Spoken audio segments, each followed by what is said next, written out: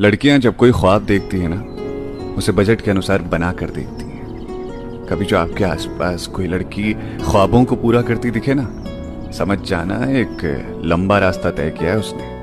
परिवार की उम्मीदें, बेमतलब के सवाल और पाबंदियों से लड़कर यहां तक पहुंची है वो।